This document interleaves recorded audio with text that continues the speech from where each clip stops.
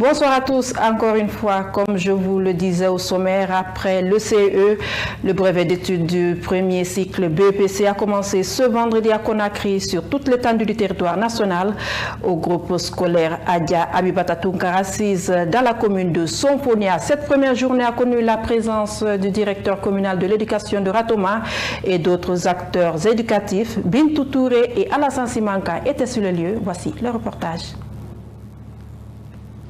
Après le certificat d'études élémentaires CEE, le brevet d'études du premier cycle BEPC session 2024 a débuté ce vendredi à Conakry sur toute l'étendue du territoire national. C'est ici au groupe scolaire Agabi Batatunkara que s'est tenu le lancement des premières épreuves par le directeur communal de l'éducation de Ratoma. Selon lui, toutes les dispositions ont été prises au sein de sa commune.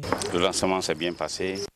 Les conseils ont été prodigués au Mans et ensuite dans les salles, en présence de la délégation spéciale et la superviseure nationale et l'inspection de Conakry. Par la même occasion, la représentante du MEPUA se dit très satisfaite par rapport à cette première journée du BEPC. Selon l'instruction de M. le ministre Jean-Paul Sédi et son cabinet et son secrétaire général M. Boundou Silla, tout est mis en place pour le bon déroulement.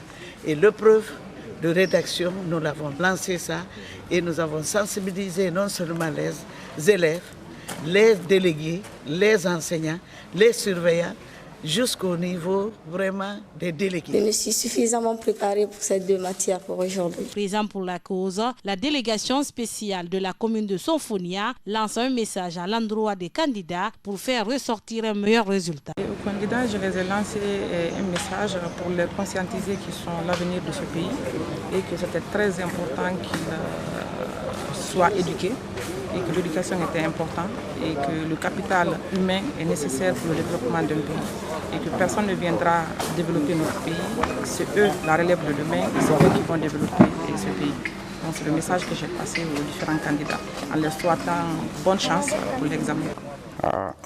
Ce que je tiens seulement à leur dire, c'est qu'on puisse regarder les sujets en face, qu'on aborde de notre manière et qu'on n'essaye pas de tricher, parce qu'on fait des évaluations aussi à l'école.